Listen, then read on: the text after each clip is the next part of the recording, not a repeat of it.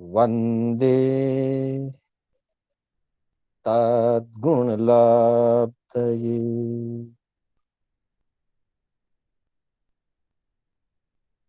अनंत उपकारी, आस्था के आयाम, चरम तीर्थंकर, शासनपति श्रमण भगवान महावीर को वंदन। प्रभु की परंपरा में विचरण करने वाले परम उपकारी समस्त चारित्रात्माओं को वंदन। धर्म प्रेमी सज्जनों,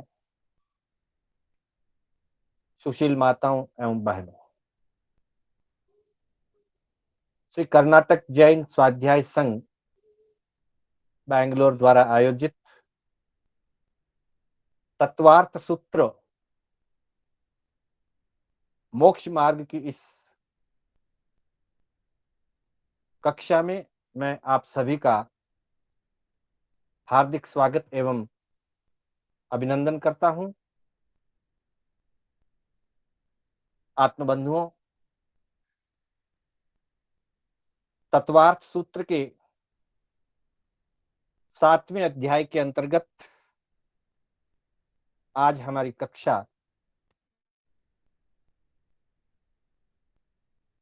अतिचारों से संबंधित अर्थात साधक अपने व्रतों की आराधना निरतिचार पूर्वक, शुद्धता पूर्वक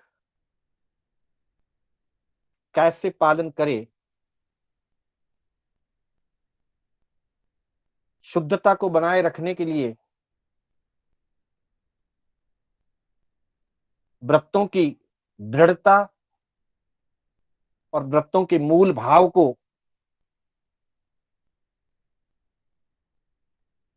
स्थिर रखने के लिए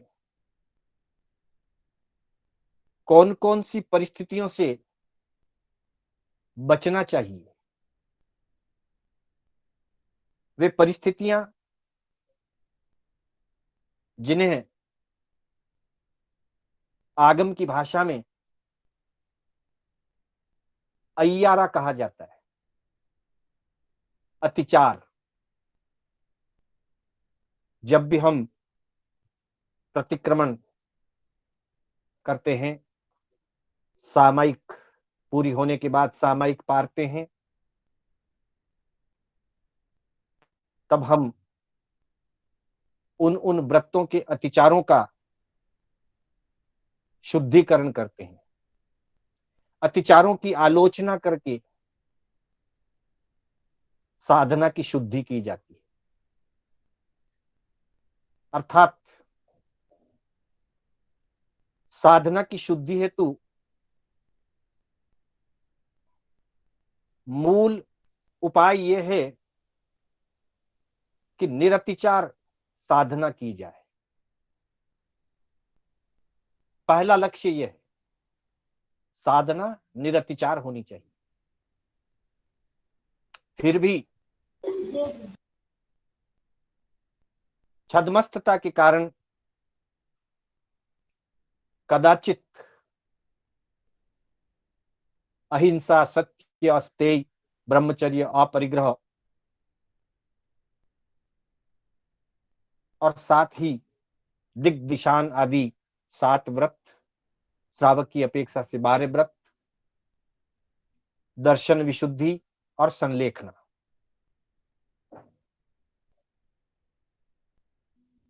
इनकी निरतिचार पालना होनी चाहिए। ये पहला लक्ष्य है। कदाचित स्खलना हो जाए, कदाचित मलिनता का परिणाम आ जाए, कोई अतिचार दोष लग जाए, तो उनका शुद्धिकरण किया जाना चाहिए। उन अतिचारों की आलोचना करके साधना की शुद्धि की जानी चाहिए। इसी अपेक्षा को सामने रखते हुए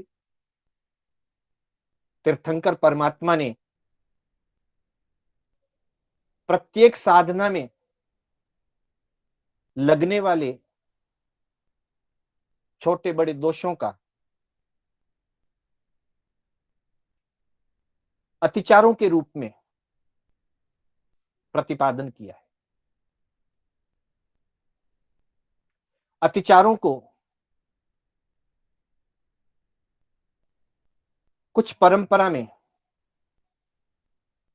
यतना भी कहा जाता है, अर्थात ये उन व्रतों की सुरक्षा है, ये उन व्रतों की यतना है कि हम इन अतिचारों को जानें, अतिचारों को समझें और अतिचारों से बचें। इसलिए बार बार कहा जाता है, अय्यारा जानियव्वा न समायरियव्वा। अतिचार जानने योग्य हैं किंतु आचरण करने योग्य नहीं है। अतिचारों का अर्थ है जिस दृढ़ भावना और श्रद्धा से किसी प्रतिज्ञा को, किसी व्रत को स्वीकार किया, किसी तप को स्वीकार किया, अगर उसमें किसी भी अपेक्षा से आंशिक मलिनता आ जाए, व्रत दूषित हो जाए, भंग नहीं हुआ है,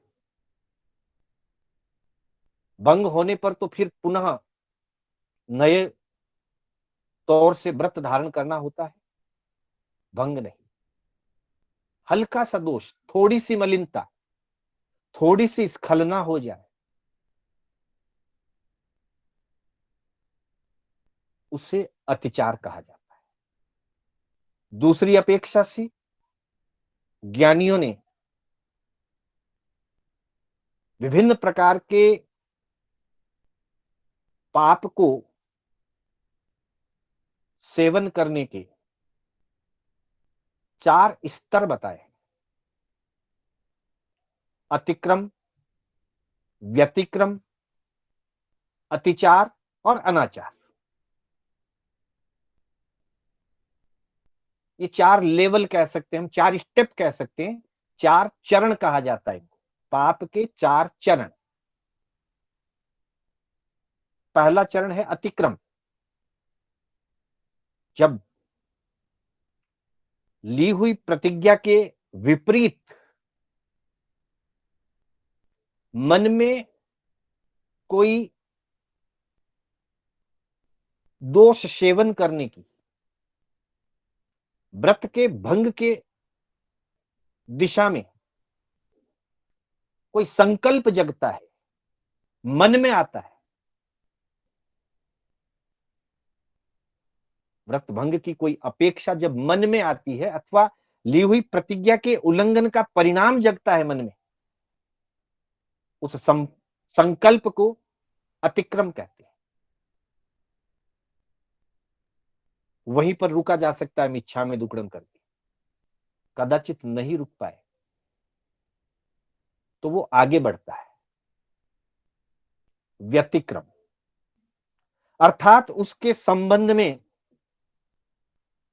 कुछ तैयारी शुरू कर दी जाती, कदम बढ़ा लिया जाता है, हल्का सा कदम बढ़ाया उस दिशा में, उसे व्यतिक्रम कहते हैं।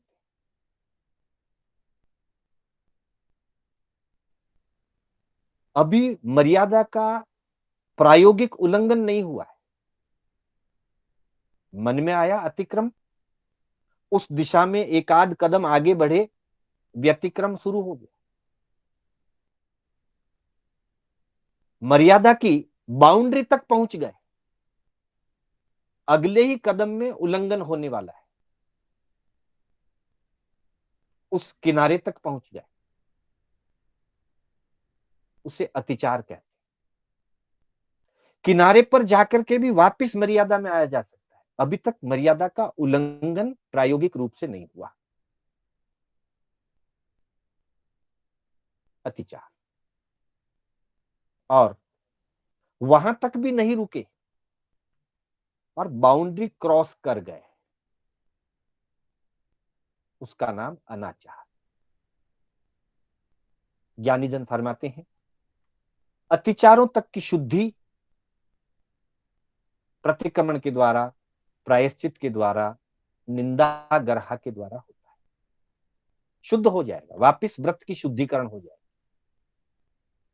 लेकिन जानते समझते हुए, जानबूझ करके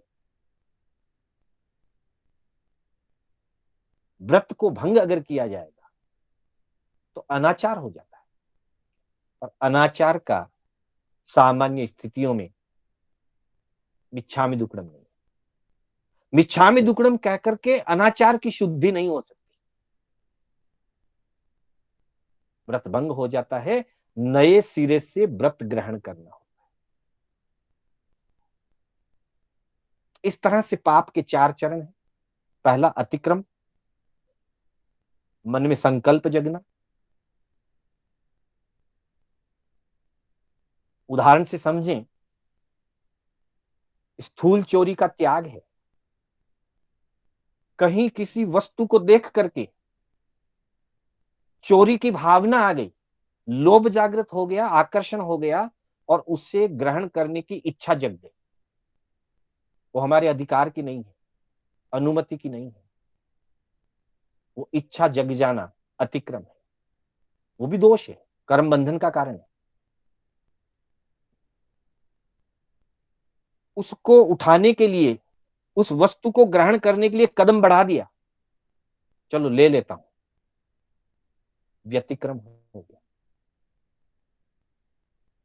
वस्तु के नजदीक पहुंच गए, वस्तु को उठाने के लिए हाथ आगे बढ़ा दिया, एक क्षण का फैसला है, ले सकता हूं नहीं ले सकता हूं, एक क्षण का फैसला।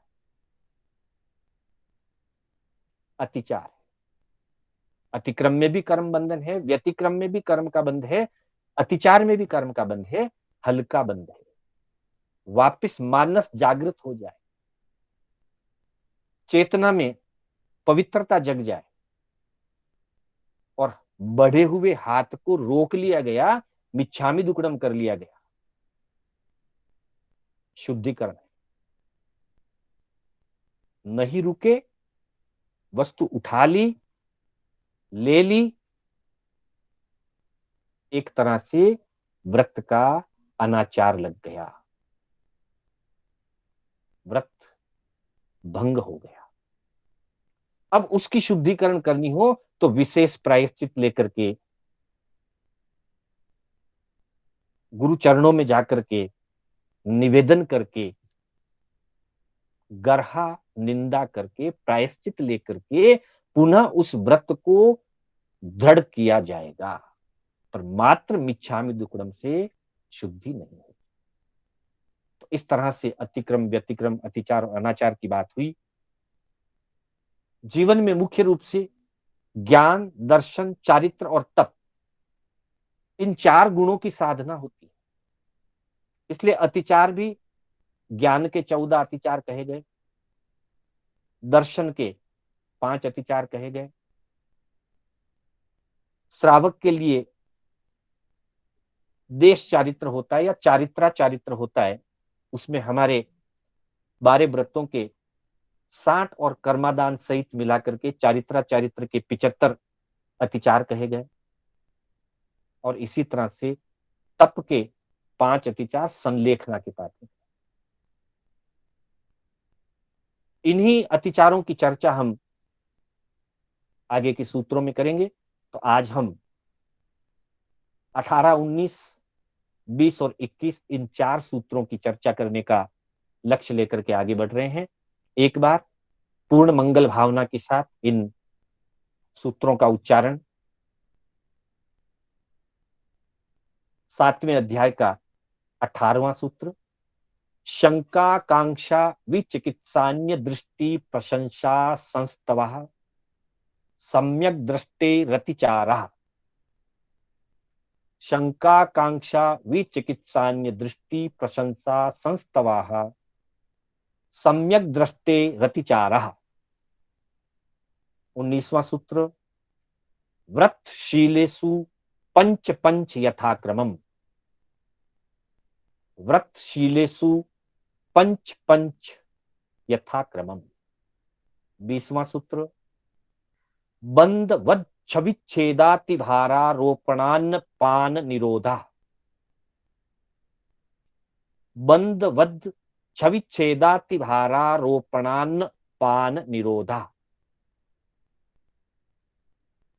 पहले दर्शन संकित के 5 अतिचार 18वें सूत्र में, 19वें सूत्र में सूचन कि आगे हर व्रत के और शील के अर्थात 5 अणुव्रत और 7 शील के 5-5 क्रमशः अतिचार, जिसमें 20वें सूत्र के अंतर्गत अहिंसा व्रत के 5 अतिचार और 21वें सूत्र में सत्य व्रत के 5 अतिचार। मिथ्योपदेश रहस्याभ्याख्यान कूटलेख क्रिया न्यासापहार साकार मंत्र भेदा। मिथ्योपदेश रहस्याभ्याख्यान कूटलेख क्रिया न्यासापहार साकार मंत्र भेदा। बंधुओं, इन सूत्रों में हमारे दर्शन और चारित्र की शुद्धि के लिए अतिचारों का परिचय दिया और इन अतिचारों से रहित निरतिचार आराधना का संकेत दिया। कदाचित अतिचार लग जाए तो प्रायश्चित आदि के द्वारा, प्रतिक्रमण आदि के द्वारा शुद्धि की जानी चाहिए। तो सबसे पहले 18वें सूत्र के अंतर्गत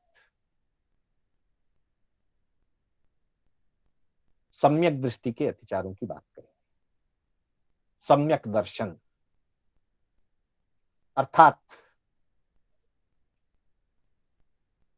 शुद्ध विचार, तत्वों की सही श्रद्धा, स्वरूप का सही दृढ़ विश्वास, श्रद्धा, प्रतीति के साथ तीर्थंकरों की वाणी पर श्रद्धा, तत्व श्रद्धा, आत्मा पर श्रद्धा, आत्मबोध, दर्शन विशुद्धि आदि अनेक नाम इसके कहे गए हैं।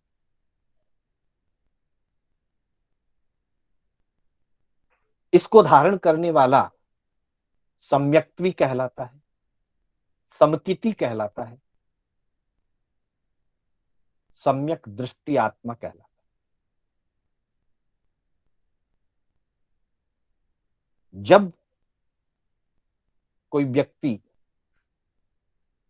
देव गुरु धर्म के प्रति समर्पित होता है तो वह पहले अच्छी तरह से जान करके, विचार करके, तत्व का स्वरूप समझ करके और उसके बाद उसको वो स्वीकार करता है। स्वीकार करने से पहले अच्छी तरह से जानने का हर व्यक्ति का अधिकार है, अच्छी तरह से समझने का हर व्यक्ति का अधिकार है।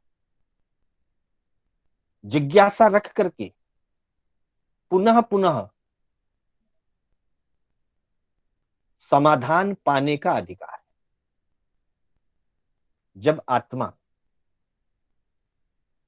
प्रत्येक दृष्टि से समझ पूर्वक, समाधान पूर्वक देव, गुरु और धर्म इनकी श्रद्धा को स्वीकार करता है, स्वीकार करने के बाद देव, गुरु और धर्म की जो अनुज्ञा है, जो आज्ञा है, उसी का पूर्ण समर्पण भाव से पालन करता है। स्वीकार करने से पहले व्यक्ति का निर्णय काम आता है। स्वीकार करने के बाद व्यक्ति का निर्णय, व्यक्ति की अपनी अहंकार बुद्धि, व्यक्ति का अपना राग आदि भाव, अपनी तर्क, इन चीजों को कहीं पर भी स्थान नहीं है। जिज्ञासा को स्थान है। समझ में नहीं आया, पूछा जाएगा, 10 बार पूछा जाएगा, और गुरु भगवंत और शास्त्र की वाणी उसका समाधान करेंगे। फिर भी कदाचित समझ में नहीं आया, तब भी प्रश्न चिन्ह लगाने का हमारा अधिकार नहीं है। श्रद्धा पूर्वक स्वीकार करना हमारा कर्तव्य है। लेकिन जिनेश्वरों की आज्ञा के ऊपर,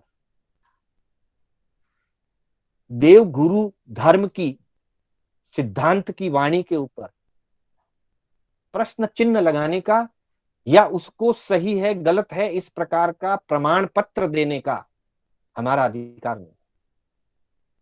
हम उस स्तर के हैं ही नहीं कि हम निर्णय कर सके। हमारा काम श्रद्धा पूर्वक स्वीकार करने का।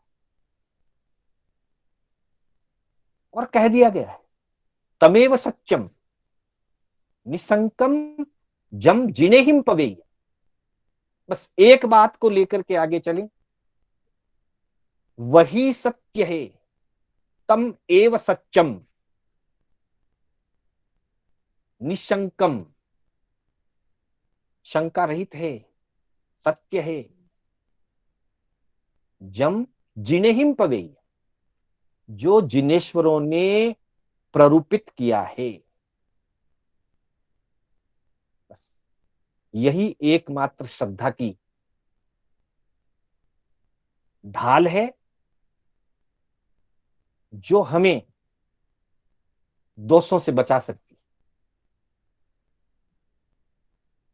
है। ऐसी श्रद्धा लेकर के आगे चलने वाला व्यक्ति शंका कांक्षा विचिकित्सान्य दृष्टि प्रशंसा संस्तवः सम्यक दृष्टि रतिचारः, ये सम्यक दृष्टि के, सम्यक दृष्टि धारक आत्मा के लिए इन पांचों को अतिचार कहा गया। शंका, कांक्षा, विचिकित्सा, अन्य दृष्टि प्रशंसा, संस्तवा, सम्यक दृष्टे अतिचारः। उपासक दशांग सूत्र में प्रभु महावीर ने 10 श्रमणोपासकों का जीवन चरित्र हमारे लिए आदर्श रूप में प्रस्तुत किया। उन आनंद आदि श्रावकों का जीवन हमारे लिए आदर्श रूप है, हमारे लिए वो अनुकरणीय है, अनुमोदनीय है। और उसके अंतर्गत व्रतों का स्वरूप और अतिचारों का परिचय करते हुए कहा, समत्तस्य पंच अय्यारा पेयाला। सम्यक्त्व के 5 अतिचार प्रमुख रूप से बताए गए, प्रधान है ये। जानी अव्वा न समाये रहता, जो जानने योग्य हैं किंतु जीवन में आचरण करने योग्य नहीं है। तंजहा वो इस प्रकार है, शंका, कंखा, विइगिच्छा, पर पासंद प्रशंसा, पर पासंद संथवे। आगम में संथवे शब्द है, अरियंतो महादेव में हम संथवो बोलते हैं। भाषा का अपना अपना रूपांतर हो सकता है, पाठांतर, पर उपासक दशांग सूत्र में संथवे शब्द कहा गया। अर्थात किसी भी यथार्थ तत्व पर, आप्त पुरुषों की आज्ञा पर धर्म के त्रिकाल सत्य सिद्धांतों पर शंका नहीं करें। अगर शंका करते हैं तो वो अतिचार है। कांक्षा, किसी भी प्रकार के भौतिक आडंबर, प्रदर्शन, दिखावा, चमत्कार, दुनिया में बहुत कुछ है।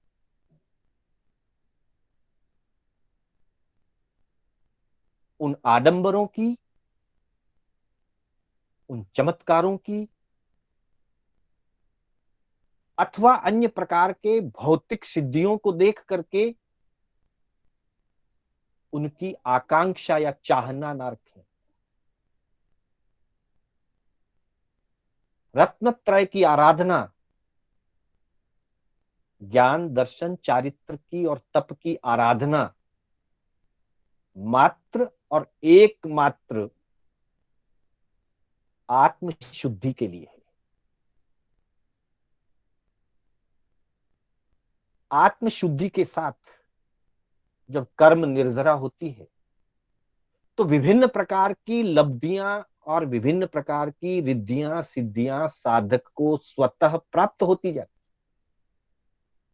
क्योंकि जितना जितना कर्मों का क्षय होगा उतने उतने गुण प्रकट होंगे ही होंगे। आत्मा गुणों का भंडार है, अनंत शक्तियां हैं आत्मा में। कर्मों के आवरण से वो ढकी हुई है। विशुद्ध साधना आराधना जब होती रहती है, कर्म कटते रहते हैं, अंदर की शक्तियां प्रकट होती है। लेकिन साधक आकांक्षा नहीं रखता है। साधक तो अपनी साधना को करता है। कभी जल्दी मिलती है, कभी किसी किसी को लंबे काल तक कोई भी उपलब्धि नहीं होती है। नहीं होने के कारण कर्मों का आवरण बहुत गाढ़ा है और अभी तक हमारी साधना की चोट उस आवरण को तोड़ने के लिए सक्षम नहीं हो पाई। अतः कभी कभी वर्षों की आराधना साधना करने के बाद भी उपलब्धि हो रही है, कर्म कट रहे हैं, पर व्यक्ति को विशेष उपलब्धि जैसी स्थिति दिखाई नहीं देती है और उसे लगता है कि क्या पता, मैं इतने सालों से कर रहा हूं, इतने लंबे काल से कर रहा हूं, मुझे कुछ प्राप्त नहीं हुआ, तो मैं जो साधना कर रहा हूं, मैं जो धर्म आराधना कर रहा हूं, उसका फल मिल रहा है या नहीं मिल रहा है। ऐसी भी सोच आ सकती है, आना नहीं चाहिए, परंतु ऐसा अधीरता, ऐसी विचलितता कभी कभी छद्मस्त के मन में आ जाती। उसी का नाम है विचिकित्सा। धर्म के फल में संदेह, करनी के फल में संदेह।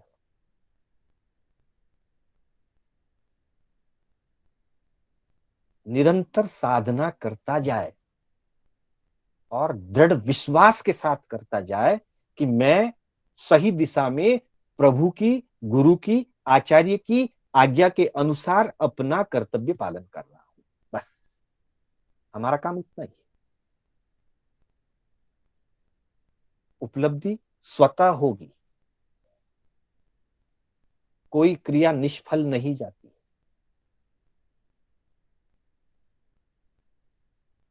परंतु अधीर न बने, धैर्यशाली बनकर के दृढ़ श्रद्धा के साथ साधना आगे। धैर्य जब छूटता है तब विचिकित्सा शुरू हो जाती है, करनी में संदेह जगने लगता है। चौथा कहा अन्य दृष्टि प्रशंसा। पांचवा अन्य दृष्टि संस्तव। उसी को आगम की भाषा में पर पाषंड प्रशंसा, पर पाषंड संथवे। पर पाखंडी की प्रशंसा ना करना और पर पाखंडी से परिचय ना करना। इसके दो अपेक्षाओं से अर्थ है। एक अपेक्षा से यह अर्थ है पर यानी पराया, अर्थात अन्य दृष्टि, मिथ्या दृष्टि, मिथ्या दृष्टि के व्यवहार की या मिथ्या दृष्टि के विचारों की प्रशंसा ना करें और उनसे परिचय भी ना करें। व्यवहार पक्ष की बात अलग है। व्यवहार में हमें गृहस्थी होने के नाते अनेक लोगों के साथ बिजनेस की अपेक्षा, समाज की अपेक्षा, अड़ोस पड़ोस की अपेक्षा व्यवहार रखना होता है। आत्म धर्म की दृष्टि से, आध्यात्मिक दृष्टि से अन्य तीर्थी की, कुतीर्थी की, उनके विचारों की प्रशंसा नहीं करनी है और उनका परिचय भी नहीं रखना। आध्यात्मिक दृष्टि से उनके परिचय की हमें जरूरत नहीं। ये एक अपेक्षा है। दूसरी अपेक्षा पाषंड शब्द का, ये प्राकृत शब्द है पाषंड, इसका हिंदी या संस्कृत रूप बनता है पाखंड। पर पाखंड प्रशंसा, पर पाखंड संस्तव, इसको अतिचार का है।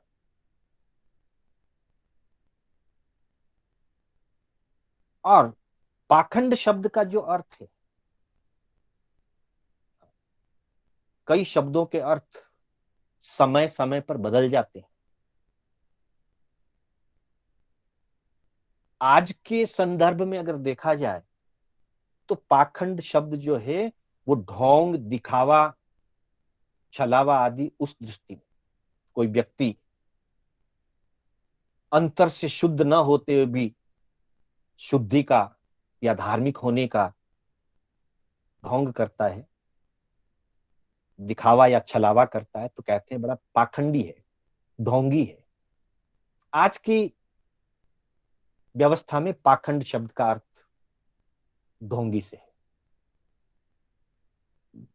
लेकिन आगम काल के समय, तीर्थंकरों के काल के समय पाखंड शब्द का अर्थ जो है वो धर्म है। हाँ, बड़ा विचित्र लगेगा सुनकर के, लेकिन वास्तविकता यही, पाखंड शब्द का अर्थ ही धर्म है।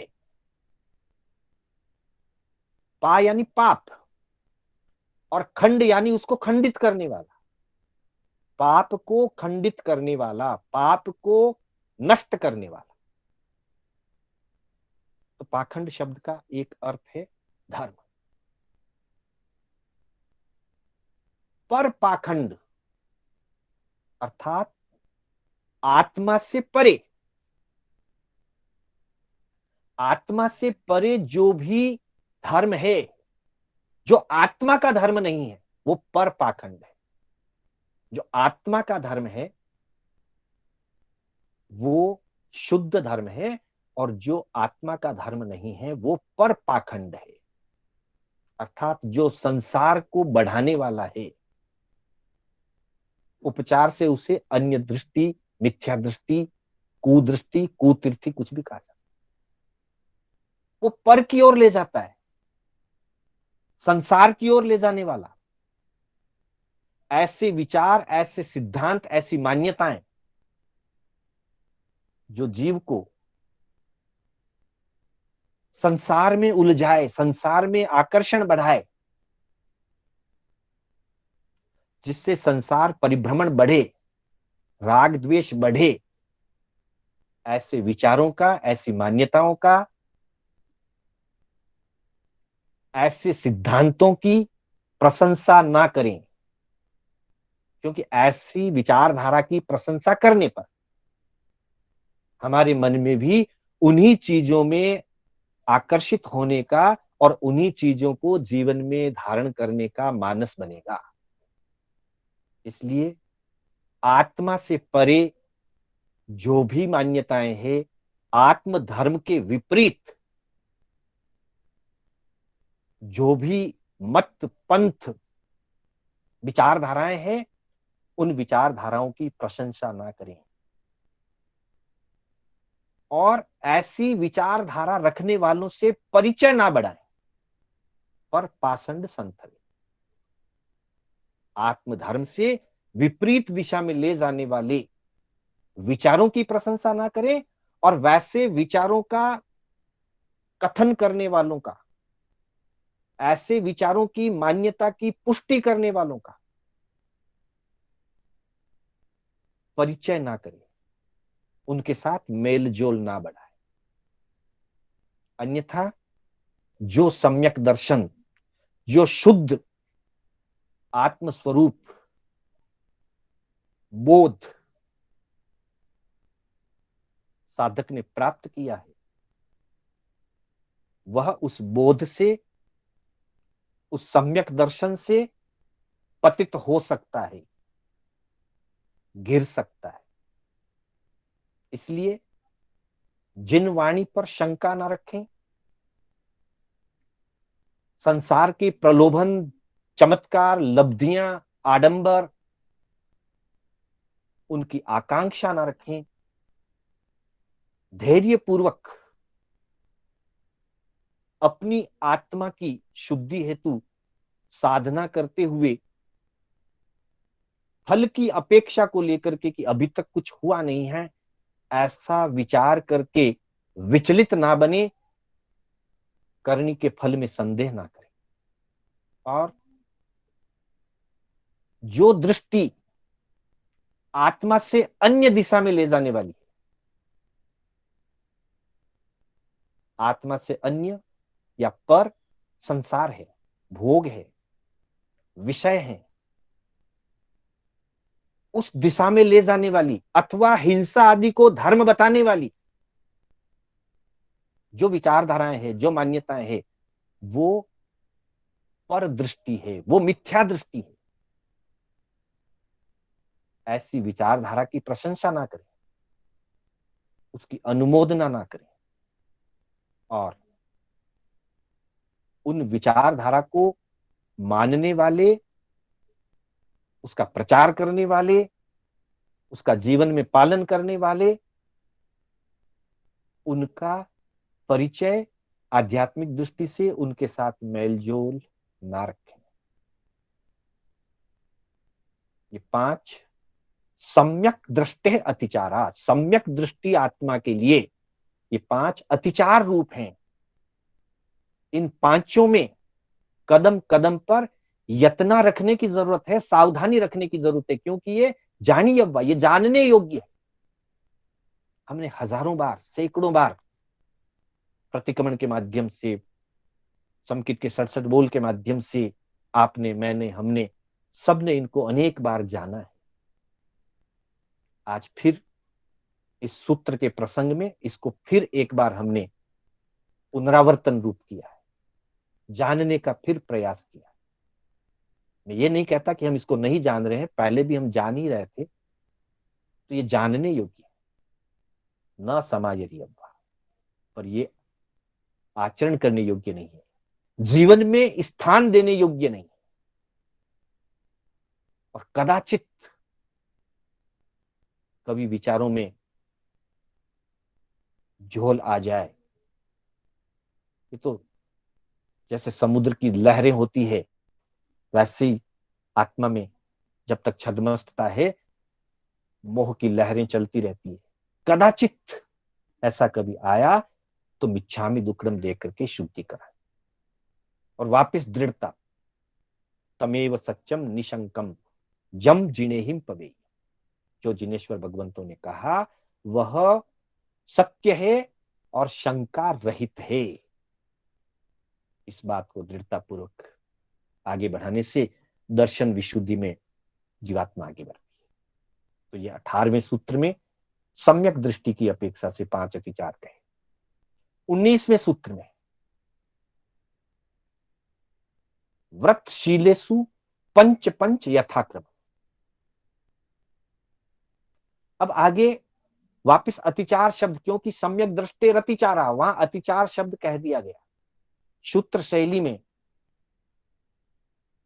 सूक्ष्म अपेक्षा से बात कही जाती है, संक्षिप्त अपेक्षा से बात कही जाती है, इसलिए आगे बार बार अतिचार शब्द का प्रयोग नहीं किया और सूचन कर दिया। व्रतशीलेषु, व्रतों और शीलों के, यानी कि 5 अनुव्रतों के और 7 शील, दिग्देशानर्थ वन, जो हमने कल चर्चा की थी, 7 प्रकार के व्रतों की, उत्तर गुण व्रतों की, उनको यहां शील शब्द से कहा गया है। शील का मतलब होता है जीवन व्यवहार। उन 7 व्रतों से अनुवृत्ति का जीवन व्यवहार कुशल बनता है। अनुव्रतों की आराधना में कुशलता, निखार और दृढ़ता आती है, सुरक्षा होती है, इसलिए उनको शील कहा गया है, जिसके अंतर्गत 3 गुणव्रत और 4 शिक्षा व्रत। तो इस तरह से व्रत में 5 अनुव्रतों को मुख्य रूप से व्रत का, वैसे 12 भी व्रत ही हैं, लेकिन अलग अलग अपेक्षाओं से उनके विभाग कर दिए गए। 5 अनुव्रत और 3 गुणव्रत और 4 शिक्षा व्रतों को मिलाकर के उनको शील कह दिया गया। व्रतशीलेषु पंच पंच यथाक्रम, यानी कि सभी 7 और 5 12 ही व्रतों के 5 5 अतिचार हैं, जो यथाक्रम से एक से दूसरा, तीसरा, चौथा, 12वें व्रत तक बताया जाएगा। वापिस बार बार न व्रत का या गुण का नाम दिया जाएगा, न संख्या, न अतिचार, ये शब्द कुछ नहीं, सिर्फ 5 5 अतिचारों का ही संकेत कर दिया गया है 19वें सूत्र। और उसी क्रम में 20वें सूत्र के अंतर्गत अहिंसा व्रत के, अहिंसा अनुव्रत के श्रावक की दृष्टि से 5 अतिचार बताए। बंद वध छविच्छेदाति भारारोपणान्न पान निरोधा। पूरा एक ही शब्द में पूरा सूत्र है, उसी तरह से बोला जाना चाहिए। अभ्यास के लिए रुक रुक करके भी सीखने की दृष्टि से बोल सकते हैं। बंद वध छविच्छेदाति भारारोपणान्न पान निरोधा। और संधि विच्छेद के रूप में अगर देखें, बंद वध छविच्छेद, अतिभार आरोपण, अन्न पान निरोधा। यही बात प्रभु ने उपासक दशांग सूत्र के अंतर्गत स्थूलगस्स पाणाई वाय वैर्मणस्स, अर्थात स्थूल प्राणातिपात वैर्मण, यानी कि अहिंसा अनुव्रत, समणोवासएणम, श्रमणोपासक के लिए महाव्रत होता, साधु के लिए ये अनुव्रत है। श्रमणोपासक श्रावक के लिए, श्रावक की अपेक्षा से श्रावक के स्थूल प्राणातिपात विरमण व्रत में पंच अय्यारा पेयाला, 5 प्रधान अतिचार कहे गए हैं। वही जानी यव्वा न समायर्यव्वा, जानने योग्य हैं पर जीवन में आचरण करने योग्य नहीं है। तंजहा बंधे वहे छविच्छे ए, ऐ भारे भत्त पाण वोच्छे ए। शब्दों पे भी आप ध्यान देंगे हम, तो हमारे प्रतिक्रमण के शब्दों की भी शुद्धि होती जाएगी। कई बार हम भत्त पाण विच्छे ए शब्द बोलते हैं, पर मूल पाठ में, आगम में, प्रतिक्रमण में मुख्य रूप से शब्द दिया है भत्त पाण वोच्छे ए। भात पानी में व्यवच्छेद डाला हो, भोजन पानी में व्यवच्छेद डाल दिया हो, रुकावट डाली हो, हिंदी में हम वही बोलते हैं, भात पानी का विच्छेद किया हो, लेकिन मूल पाठ में जो संकेत है उसकी गहराई अलग होती है। व्यवच्छेद अर्थात रुकावट। विच्छेद शब्द का सामान्य अर्थ होता है तोड़ना, और व्यवच्छेद का अर्थ होता है रुकावट डालना। तो इस तरह से 5 अतिचार। दर्शन के अतिचारों में और प्रणतिपात, त्याग रूप, अहिंसा, अनुव्रत के अतिचारों में 2 जगह पेयाला शब्द दिया है। बाकी जगह पंच अय्यारा जानिए, 5 अतिचार जानिए, पेयाला शब्द नहीं। और गुरु भगवंतों से जानने को मिला कि 4 जो गुण हैं मोक्ष के, 4 अंग मोक्ष मार्ग के, 4 गुण भी कह सकते हैं, दर्शन, ज्ञान, चारित्र, तप। इन चारों में दर्शन प्रधान है। सम्यक दर्शन, सम्यक ज्ञान, सम्यक चारित्र की अपेक्षा से, सम्यक तप की अपेक्षा से अगर तुलना की जाए तो प्रधानता सम्यक दर्शन को दी जाती है। इसलिए अरिहंतो महादेव के पाठ में दर्शन के अतिचारों के साथ पेयाला शब्द, प्रधान शब्द जुड़ा है। फिर जब चारित्र की अपेक्षा 12 व्रतों की अगर तुलना करें तो 12 व्रतों में सबसे प्रधान अहिंसा व्रत को कहा गया है। देखा जाए तो एक ही व्रत है अहिंसा। सारे नियम, उपनियम, व्रत अहिंसा को दृढ़ करने के लिए है, अहिंसा को मजबूत करने के लिए। और संपूर्ण अहिंसा का पालन तभी हो सकता है जब बाकी के सारे व्रतों का भी सम्यक रूप से पालन हो। इसलिए चारित्र के अंतर्गत अहिंसा को प्रधान माना है। अहिंसा गुण को प्रधान गुण कहा है, अहिंसा धर्म को परम धर्म कहा है, अहिंसा परमो धर्मः। और दर्शन, ज्ञान, चारित्र, तप के अंतर्गत दर्शन को मूल या प्रमुख कहा गया है। इसलिए इन दोनों स्थानों पे पेयाला शब्द का प्रयोग हुआ है। इसके 5 अतिचार: बंध, वध, छविच्छेद, अतिभार आरोपण, अन्नपान निरोधा। अर्थात ऐसे कठोर बंधन से न बांधे कि जीव सुगमता पूर्वक हलन चलन ना कर सके। वध का अर्थ होता है प्राणों का घात कर देना, किसी भी प्राणी का घात ना करें, अनजाने में भी ना हो, इसका विवेक रखा जाए। छविच्छेद अर्थात ऐसी मारपीट ना करें कि अंग भंग हो जाए, अंगों का छेदन भेदन ना करें।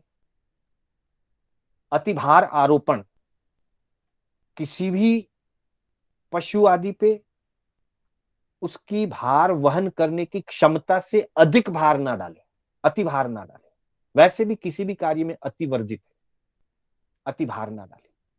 आरोपण का मतलब डालना, रखना, अधिक भार ना धरे।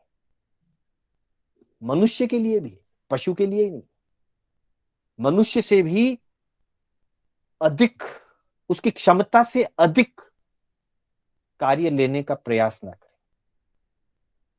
और जहां हमारे कोई सेवक, कर्मचारी आदि हों, उनसे हम काम लेते हैं तो उसका उचित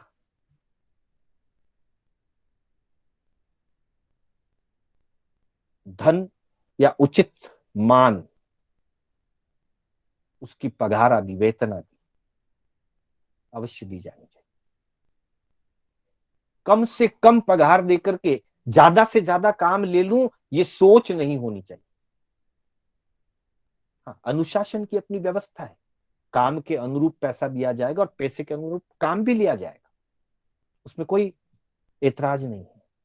लेकिन अतिभार की स्थिति, क्षमता से अधिक काम ना ले और कम से कम पैसा देकर के ज्यादा से ज्यादा काम करवा लूं, ऐसी मनोभावना ना रहे।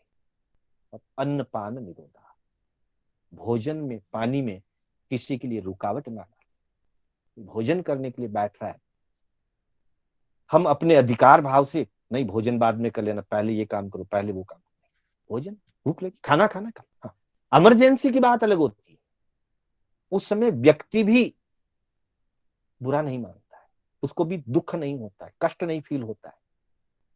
लेकिन अनावश्यक रूप से हस्तक्षेप करते हुए अपने अहंकार का, अपने अधिकार का, और जानबूझ करके किसी के भोजन पानी में रुकावट डालना, बाधा डालना, उससे उसके मन को दुख होता है। और जहां जहां किसी के भी मानसिक दुख होता है या शारीरिक पीड़ा होती है, वहां वहां हिंसा का पाप लगता है। इसलिए अहिंसा व्रत की आराधना करते हुए श्रावक को इन 5 चीजों का ध्यान रखना चाहिए। कठोर बंधन से बांधे नहीं, किसी का वध ना करें, ऐसी मारपीट जिससे अंग छेद हो जाए, ऐसी मारपीट या अंगों का छेदन भेदन ना हो, क्षमता से अधिक भार का आरोपण ना हो, और किसी के भी भोजन पानी में रुकावट या बाधा न डाले। कदाचित ऐसा कोई कार्य हो गया हो तो उसके लिए मिच्छामि दुक्कडम करें, और भविष्य में उसके लिए जागरूक बने। समय हो चुका है, 5-7 मिनट ज्यादा निकला। मैं अपने शब्दों को यहीं विराम देता हुआ पुनः आप सभी का आभार व्यक्त करता हूं। साथ ही मेरे कथन में कोई स्खलना हुई हो अथवा जिनाज्ञा विपरीत कोई कथन हुआ, उसके लिए मैं बारंबार मिच्छामि दुक्कडम करता हूं। जय जिनेन्द्र।